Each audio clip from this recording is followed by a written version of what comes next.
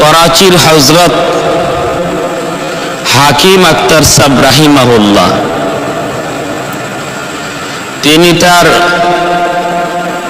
কিতাবের মধ্যে লিখেছেন, বয়ানের মধ্যে বলেছেন, উলামায়ে কেরাম তার জবানে শুনেছেন।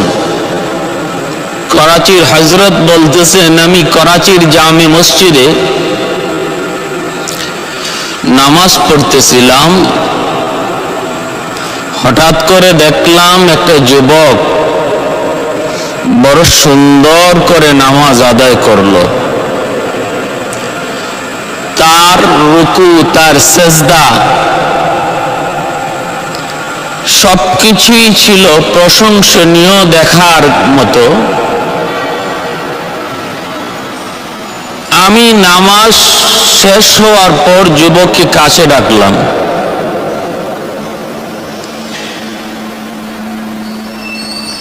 তখন দেখতে পেলাম যুবকের ডান হাত, এই ডান হাতটা কাপড় দিয়ে পেঁচানো। আমি যুবককে জিজ্ঞেস করলাম, রে যুবক, খুব সুন্দর করে নামাজ আদায় করেছ, তোমার নামাজ আমার বড় পছন্দ হয়েছে। কারণ যুবকের যৌবনের ইবাদত আল্লাহর কাছে বেশি প্রিয়। ভাইরা বন্ধুরা, জন্যই করাচির হযরত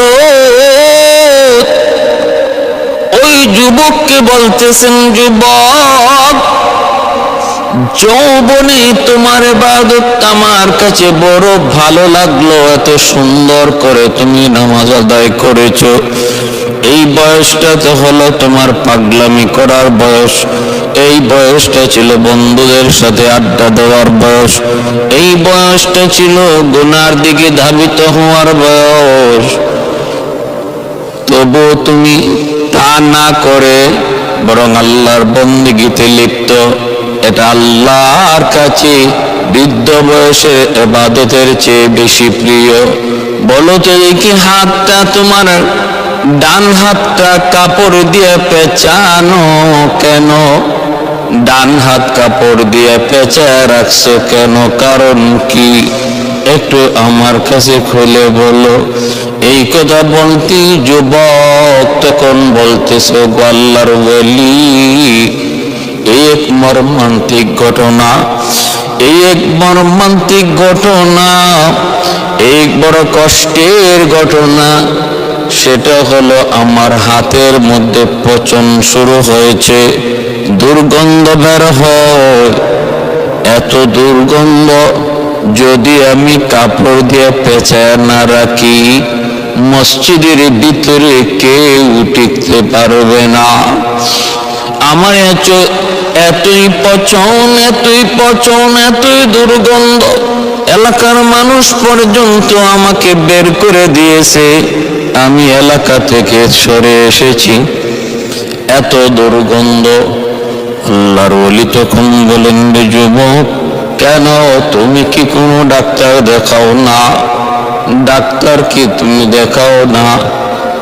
তখন বলতেছে, ওগো আল্লাহর ওলি, সব ডাক্তার দেখানো শেষ, ভারত পাকিস্তানের সব ডাক্তার দেখানো শেষ, কেউ আমার রূপ ধরতে পারে না, কেউ রূপ ধরতে পারে না।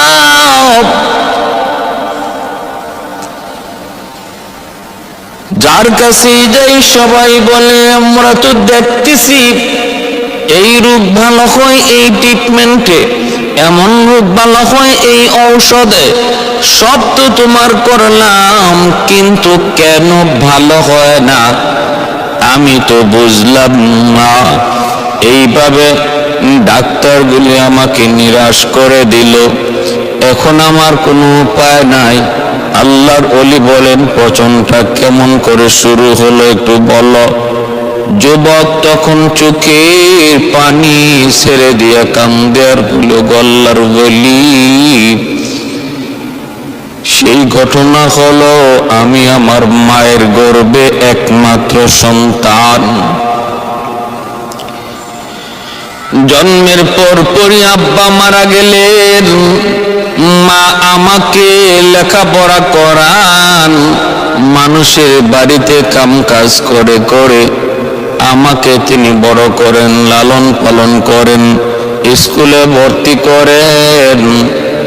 আমার নানা, আমার নানি, আমার মামা মামি মাকে অন্যত্র নিয়ে যাওয়ার জন্য, বিয়ে দেওয়ার জন্য চেষ্টা করেছে, কিন্তু মা রাজি হয় নাই। মার জবাব ছিল, আল্লাহ আমাকে একটা মানিক দিয়েছে, মানিক। আমি আমার সন্তানের চেহারা দেখে জীবন যৌবন কাটায় দেব, তবু অন্যত্র বিয়ে বসবো না। মা তার বাপ মার সাথে যায় নাই, ভাই বেড়াদারের সাথে মা যায় নাই। মা আমাকে নিয়েই স্বামীর বাড়িতে রয়ে গেলেন। মানুষের বাড়িতে কাম করে, মানুষের বাড়িতে সহযোগিতা করে করে মা কিছু পয়সা জমায়া জমায়া আমার লালন পালনের দায়িত্ব নিলেন। মা আমার মা, মা আমার জন্য বাবা। মায়ের আদর মা দে, বাবার আদর মা দে। ভাইরা বন্ধুরা, এইভাবেই চলতেছে। আমি স্কুলে লেখাপড়া করলাম, তারপর হাই স্কুল গেলাম, তারপরে কলেজে পড়লাম, ভালো পরীক্ষার ফলাফল করলাম, ঢাকা ইউনিভার্সিটিতে ভর্তি হলাম। ভাইরে, বাস্তব ঘটনা বলতেছি, মনোযোগ দিয়ে শুনুন। মায়ের সাথে বেয়াদবি করার বাস্তব পরিণতি কি হয়। আমি ঢাকা ইউনিভার্সিটিতে লেখাপড়া করি। সুন্দরী একটা মেয়ের সাথে আমার পরিচয় হয়। সুন্দরী মেয়ের সাথে পরিচয় হয়, তারপরে আমরা একজন আরেকজনকে বিয়ে করে ফেলি। বিয়ে করার পর আমি আমার বউকে দেশের বাড়িতে নিয়ে আসি, মাকে পরিচয় করাই। মা তখন শুধু একটা কথাই বলল, বাজান বিয়ে করবি ভালো কথা, কিন্তু মাকে একটু জিজ্ঞেস করলি না, খবর দিলি না। ঠিক আছে বাবা, তোর যখন পছন্দ হয়েছে আমার কোনো আপত্তি নেই। এই বলে মা সাদরে গ্রহণ করে নেয়। মা সাদরে গ্রহণ করে নেয়। কত সুন্দর দিল, কত সুন্দর তার চিন্তা, কত সুন্দর তার ভাবনা। সংসার করবা তোমরা, একে অপরকে যদি পছন্দ করো আমার কোনো বাধা নেই, আপত্তি নেই। চলছে সংসার। কিন্তু ভাই, ঘটে গেল একটা অনাকাঙ্ক্ষিত ঘটনা। সেটা হলো, মেয়েটা ছিল একজন ধনী ফ্যামিলির মেয়ে। বাবার সম্পদের অভাব নাই, গরিবের ঘরে এসে পড়ল।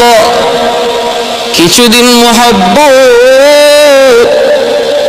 এরপরে মহব্বতে কিছু ফাটল, মহব্বতে কিছু ভাটা। কারণ সব সময় মহব্বত একরকম থাকে না রে যুবক। একটু খেয়াল করে মনোযোগ দিয়ে শোনো, মহব্বত কিন্তু সারা জীবন একরকম থাকে না।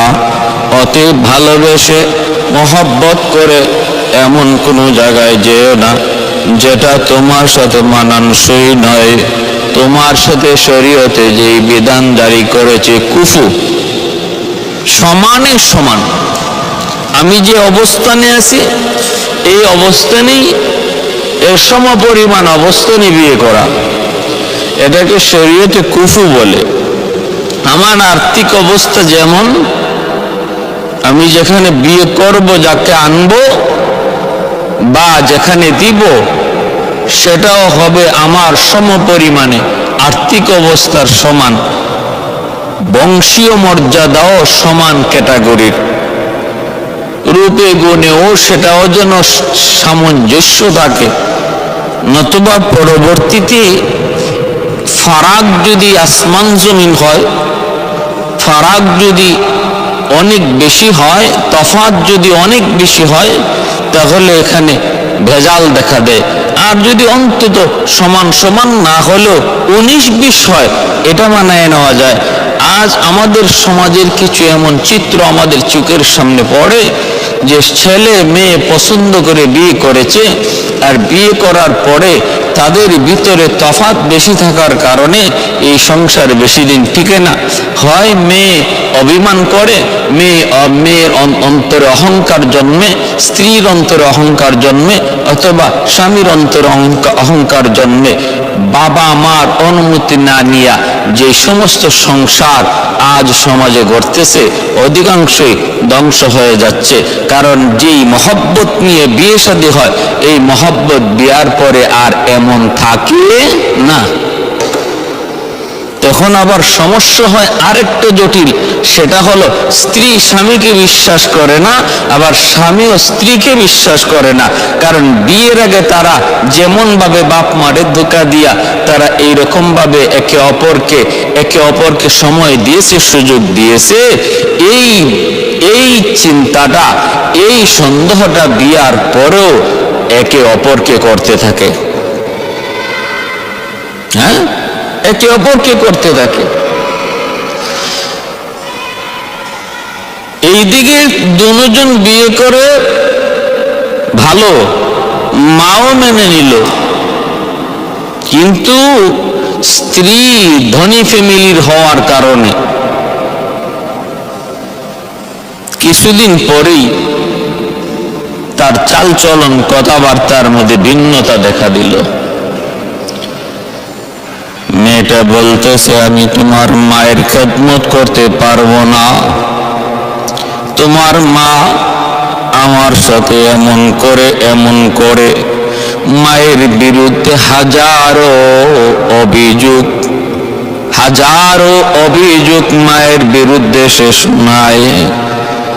প্রথম ছেলেটা তখন নিষেধ করলো, বলল তুমি একটু ধৈর্য ধরো, এমনটা বলো না, কারণ আমি আমার মায়ের কাছ থেকে মায়ের আদর পেয়েছি, বাবার আদর আমি আমার মায়ের কাছ থেকে পেয়েছি, অতএব মায়ের বিরুদ্ধে নালিশ করো না। যতই কয়, কিন্তু তার তো পরিবর্তন হয় না। অফিস থেকে আসলে পরেই কানে কানে মায়ের বিরুদ্ধে নালিশ দেয়। একদিন, 2 দিন, 3 দিন। একজন মানুষকে যদি আপনি বারবার শুধু এক কথাই বলেন, এক পর্যায়ে সে কিন্তু আপনার কথায় পড়ে যাবে, আপনার তালে তাল মিলাবে। স্ত্রীর কথার প্রতি আসর তার মধ্যে পড়ে গেল। এক পর্যায়ে মায়ের কাছে যায় মাকে বকাবকি করলো। প্রথম দিন যায় বলতেছে, মা তুমি এমন করো না। মা বলতেছে, বাজান আমি তো কিছুই করি না। তবুও স্ত্রীর কথা বিশ্বাস করে মাকে বকাবকি করলো। মা কিছুই বলে না, মা কিছুই বলল না, শুধু অবাক নয়নে সন্তানের চেহারার দিকে তাকায় রইল। এই তো সেই সন্তান, আমার সেই সন্তান, যেই সন্তানের জন্য আমি আমার জীবন যৌবন সব শেষ করেছি। মা বাবাকে ছেড়েছি, ভাই বোনকে ছেড়ে দিয়েছি, সবাইকে রেখে একা যাকে নিয়ে স্বপ্ন দেখলাম, এই তো আমার সেই সন্তান আজকে মাকে স্ত্রীর কথায় বকাবকি করলো। দ্বিতীয় দিন একই অবস্থা, কানে কানে কান পরা দেয়, ডাক দিয়ে কয় স্বামী গো হয় না, হয় না, এইভাবে আমি থাকতে পারবো না। তোমার মা আজও আমার সাথে বাজে আচরণ করেছে, আমাকে বিরক্ত করেছে, এই করেছে, সেই করেছে। যেমনটা আমাদের সমাজে অনেক সময় এমন হয়। ভাই বন্ধুরা একটু খেয়াল করে শুনলে, যুবক, স্ত্রীর কথায় এতটা বিশ্বাস করা যাবে না। মায়ের বিরুদ্ধে নালিশ, সন্তানের বিরুদ্ধে নালিশ দিতে পারে আপনার স্ত্রী, কিন্তু সাবধান, সেটা বিশ্বাস করা যাবে না। আমাকে যাচাই বাছাই করতে হবে, বুঝতে হবে, বিষয়টা আগে জানতে হবে, তখনই আমি সিদ্ধান্ত নিব, এর আগে নয়। যদি নেই তাহলে সারা জীবন আমাকে পস্তাইতে হবে, সারা জীবন এর জন্য আমার চোখের পানি ঝরাইতে হবে। ভাই ভুল করা যাবে না, ভুল করার আগে চিন্তা করতে হবে। করার আগে চিন্তা করো, করলে পরে আর চিন্তা করার টাইম থাকবে না। আজকে আমাদের সমাজে এমন হয়, অনেক সংসার, অনেক সন্তান বাপ মা থেকে পৃথক হইয়া থাকতেছে। আজকে মা বাবার দেখশন নেয় না, বউ নিয়ে সংসার করতেছে। মূল সমস্যা দেখা যাবে স্ত্রীর কান ফোড়া, স্ত্রীর মতামত, স্ত্রীর অভিমান, স্ত্রী স্বামীকে যে বায়াস্ট করেছে, স্বামীকে যে ভুল বুঝাইছে, ভুল কথা বুঝাইছে। এই কারণে আজকে অনেক সন্তান দেখা যাবে এমন, বাপ মার দেখশন নেয় না, বাপ মার সেবা করে না, বাপ মার খোঁজ খবর নেয় না। মনে রাখো যুবক,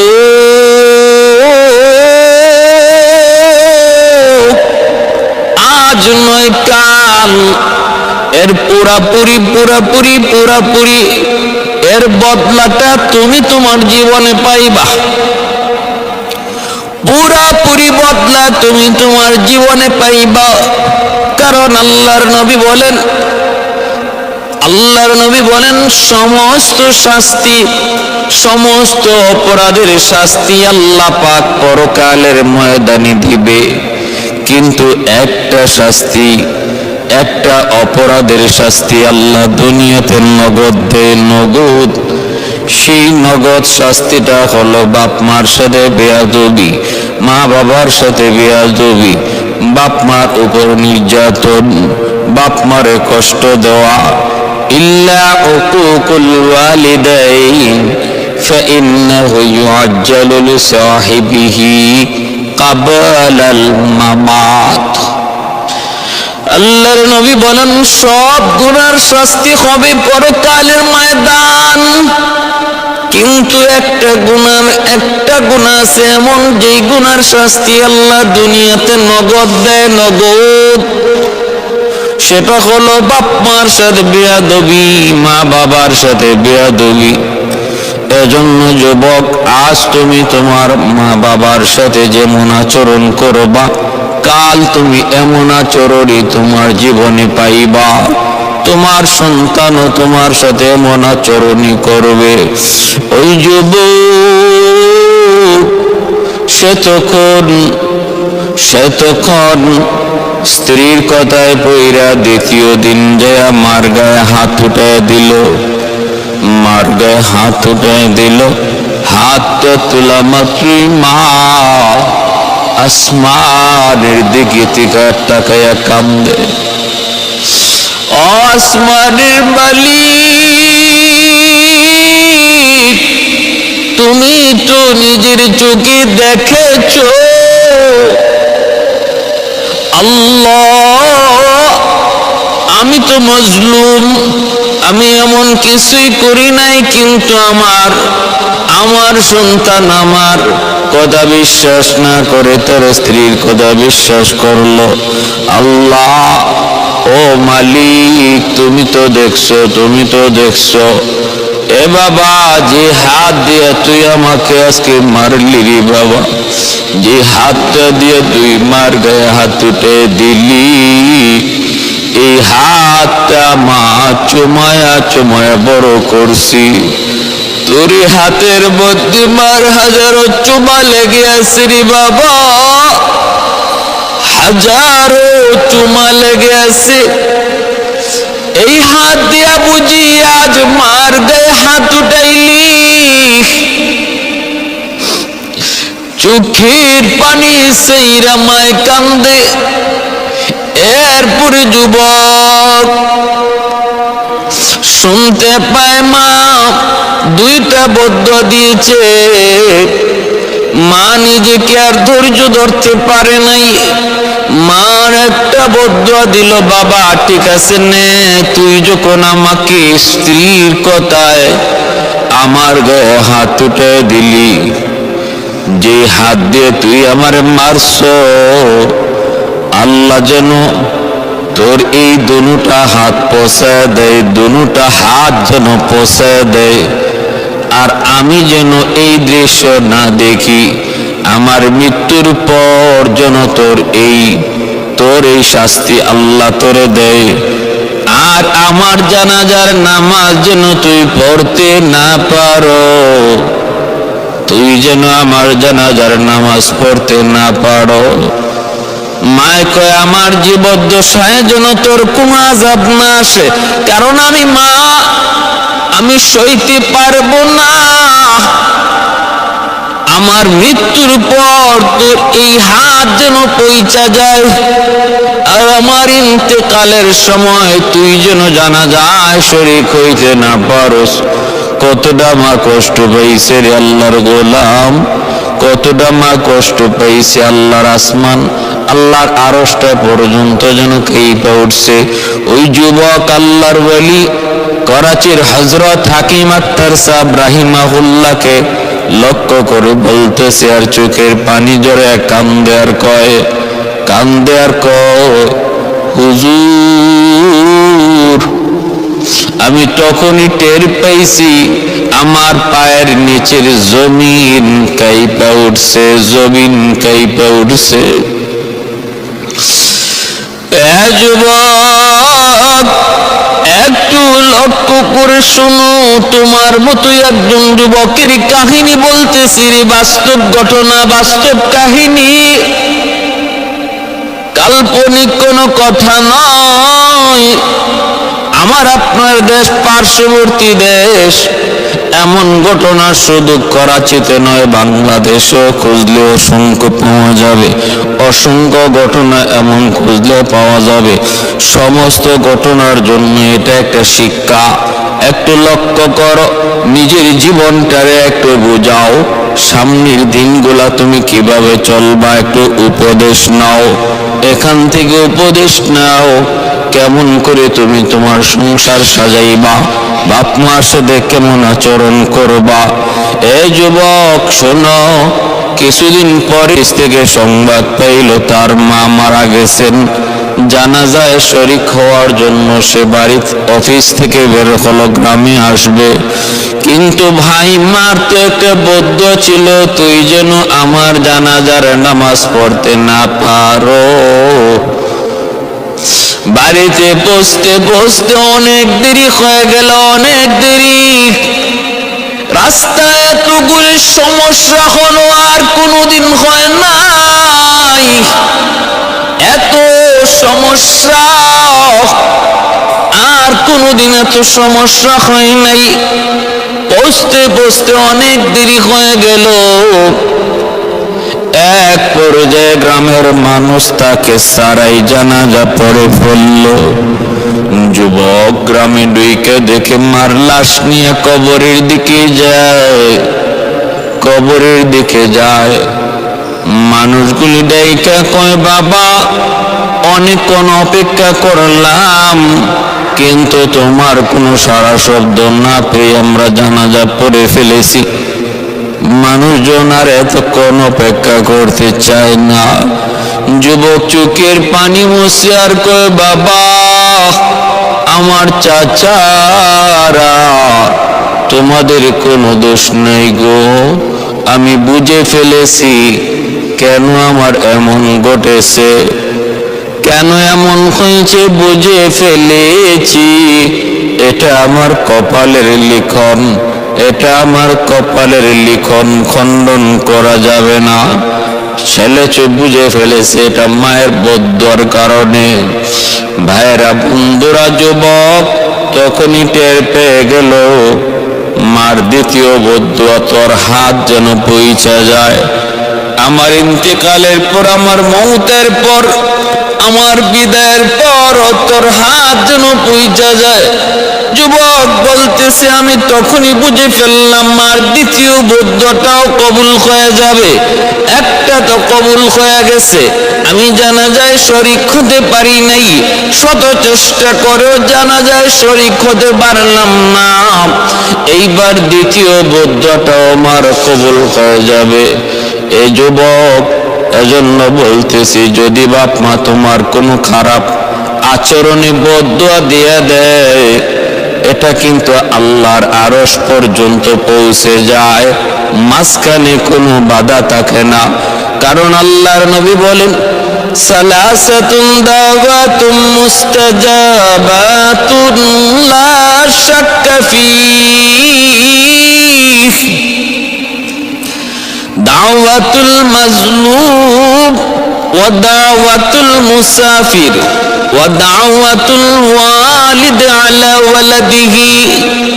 আল্লাহর নবী বলেন, তিন ব্যক্তির দোয়া, বদ্দুয়া আল্লাহর দরবারে সরাসরি কবুল হয়। কয় ব্যক্তির? বলেন তিন ব্যক্তির। এক নম্বর হলো দাওয়াতুল মাজলুম, মজলুমের দোয়া বদ্দুয়া আল্লাহর কাছে সরাসরি কবুল। দাওয়াতুল মুসাফির, মুসাফিরের দোয়া বদ্দুয়া আল্লাহর কাছে সরাসরি কবুল। তিন নম্বর হলো বাপ মার দোয়া বদ্দুয়া আল্লাহর কাছে সরাসরি কবুল। এজন্য ভাই, মজলুম কারো উপরে আপনি জুলুম করবেন না।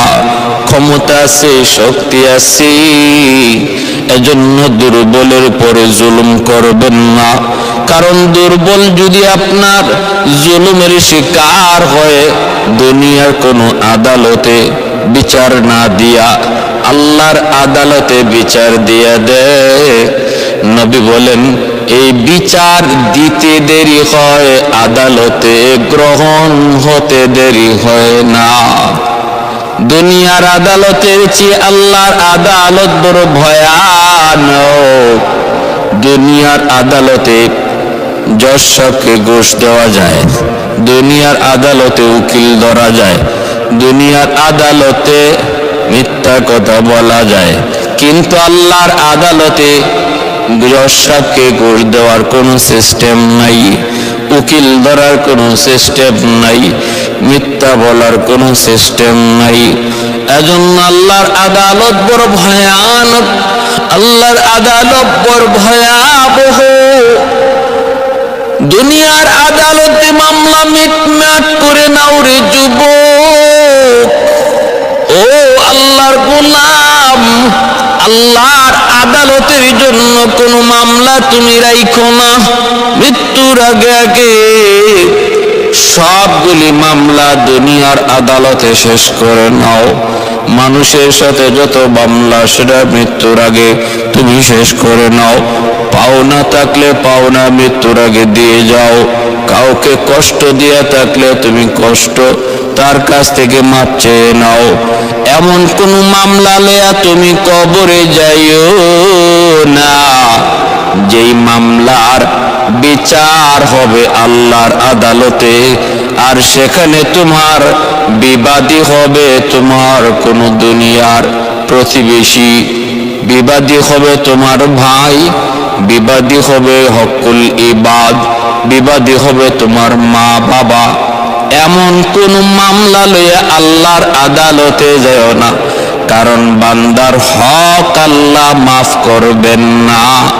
যতক্ষণ পর্যন্ত এই হক আদায় না করা হবে। আল্লাহর আদালতে বান্দার হক আদায় করার কোনো সুরত নাই। কেউ টাকা পয়সা নিয়ে উঠবে, কেউ সম্পদ নিয়ে উঠবে হাসরে, না। সেখানে একটাই শুধু পথ আছে, নেকি দিয়ে দাও, নেকি দিয়ে দাও, নেকি দিয়ে দাও। সমস্ত হকের বদলা নেকি দিতে দিতে যখন এরপরও মানুষের হক থেকে যাবে, তখন ওই মানুষগুলোর গুনাহ তার ঘাড়ে চাপায়া দেওয়া হবে।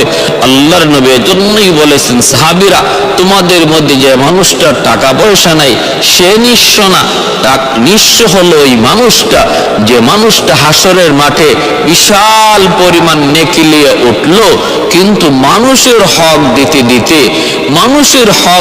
দিতে সমস্ত নেকি শেষ হইয়া এমনকি নিজের ঘাড়ে গোনাও চাইপা লইছে, অন্যের গোনাও তার ঘাড়ে চাপাইয়া দেওয়া হয়েছে। এই মানুষটা হলো তোমাদের মধ্যে মুফলিস, সেই হলো সবচেয়ে বড় নিঃস্ব অসহায়। এজন্য 3 ব্যক্তির দোয়া বদদুয়া আল্লাহর দরবারে সরাসরি কবুল। মজলুমের দোয়া বদদুয়া, দুর্বলের উপরে জুলুম করবেন না, যদি করা থাকে, যদি হয়ে থাকে মাপ চেয়ে নিব, মৃত্যুর আগে আগে তার কাছ থেকে মাপ চেয়ে নিব, যেন আল্লাহর আদালতে মামলা না গড়ায়। 2 নম্বর হলো মুসাফিরের দোয়া বদদুয়া। মুসাফিরের সাথে ভালো আচরণ করব, খারাপ আচরণ কেউ করব না, কারণ মুসাফিরের দোয়া বদদুয়া আল্লাহর দরবারে সরাসরি কবুল হয়ে যায়। ভাইরা বন্ধুরা, এজন্য মুসাফিরের কাছ থেকে পারলে দোয়া নিব, মুসাফিরের কাছ থেকে পারলে দোয়া নিব। চাইছে রাস্তা কোন দিকে যাব, তুমি রাস্তা যদি দেখাইতে পারো তো দেখাও, ভুল কোন রাস্তা দেখায় দেবা না, ভুল পথ দেখায় দেবা না। পারো যদি 1 গ্লাস পানি পান করাও, আর বলো ভাই তুমি বহু দূর থেকে এসেছো, একটু বসো, একটা পান খেয়ে যাও, 1 কাপ চা খেয়ে যাও, একটু 1 গ্লাস পানি পান করে যাও। এতটুকু যদি একজন মুসাফিরের সেবা করো, অথবা সে যা জানতে চায় ভালো করে তারে জানিয়ে দাও, অন্তর যদি খুশি হয়, হাত উঠে দোয়া করা লাগবে না। মুসাফিরের অন্তরে খুশি হওয়ার সাথে সাথে আল্লাহ তোমার উপর খুশি হয়ে যাবে। আল্লাহর নবী বলেন। আর 3 নম্বর হলো বাপ মা। মা বাবারে যদি খুশি করতে পারো, অন্তর থেকে যে দোয়া আসবে আল্লাহর দরবারে সরাসরি কবুল। বাপ মারে যদি কষ্ট দেও, অন্তর থেকে যে বদদুয়া বের হবে আল্লাহর দরবারে সরাসরি কবুল। হাত উঠানোর সাথে দোয়ার কোনো সম্পর্ক নাই, ভালো করে ইয়াদ রাখবেন। হাত উঠানোর সাথে দোয়ার কোনো সম্পর্ক নাই। দোয়ার সম্পর্ক হলো দিলের সাথে। আমি যদি কারোর সাথে ভালো আচরণ করি, তার অন্তর থেকে যে দোয়া আসবে এর নাম হলো দোয়া। আমি যদি কারোর সাথে খারাপ আচরণ করি, অন্তর থেকে যে বদদুয়া আসবে এর নাম হলো বদদুয়া। ভাইরা, হাত উঠানোর সাথে সম্পর্ক নাই, এজন্য মনে রাখবা, বাপ মা হাত উঠে দোয়া করতে হবে সন্তানের জন্য। বিষয়টা এমন নয়, যদি বাপ মা অন্তর থেকে সন্তানের প্রতি খুশি থাকে, আল্লাহ তার উপর খুশি থাকে। এই সন্তানের উপর বাপ মার দোয়া সব সময় থাকে। আল্লাহর নবী বলেন, রাদার রাব্বি ফি রাদাল ওয়ালিদাইন ওয়া সাখাতুর রাব্বি ফি সাখাতিল ওয়ালিদাইন।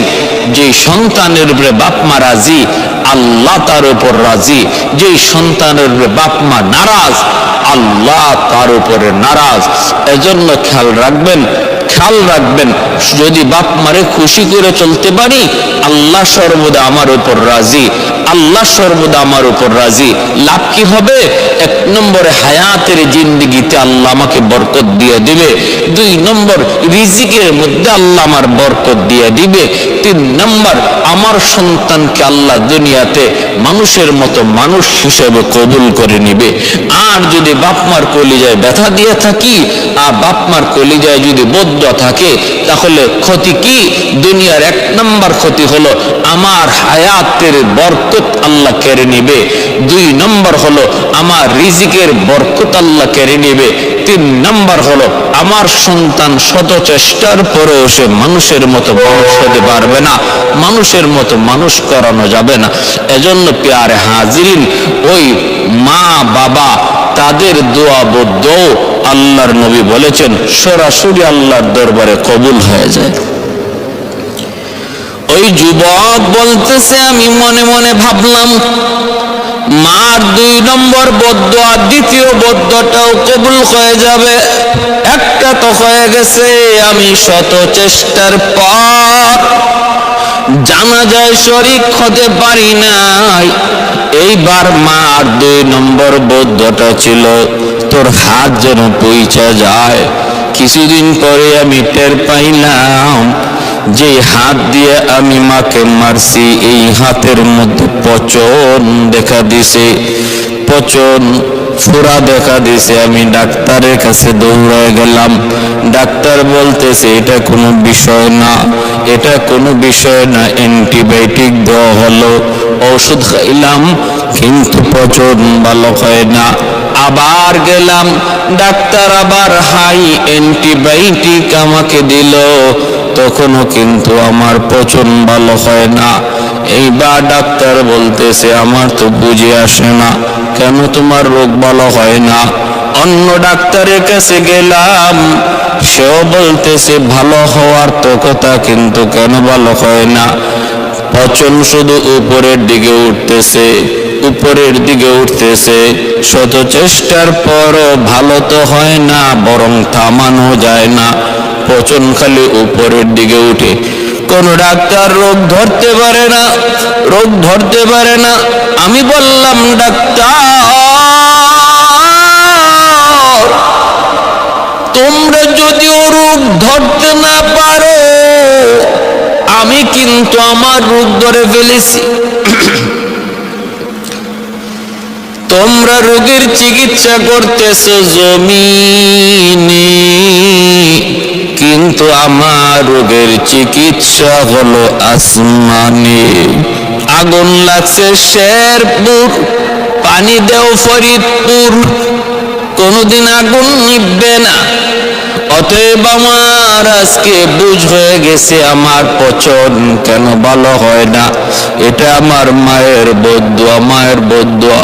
এই বইলে আমি ডাক্তারের কাছ থেকে চলে আসলাম। পচন ভালো তো হয় না, এত দুর্গন্ধ। সুন্দরী বউ যার কথায় আমি মার গায়ে হাত উঠাইছি, ওই সুন্দরী বউটাও আমারে ফেলাইয়া বাপের বাড়ি চলে গেছে, যার কারণে মার সাথে বেয়াদবি করলাম।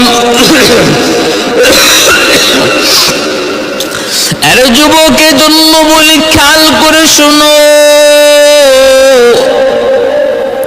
তোমার জীবনের সুখের সময় অনেকেই তোমার বন্ধু হবে, কিন্তু দুঃখের সময়ে কয়জন বন্ধু হয়? দুঃখের সময়ে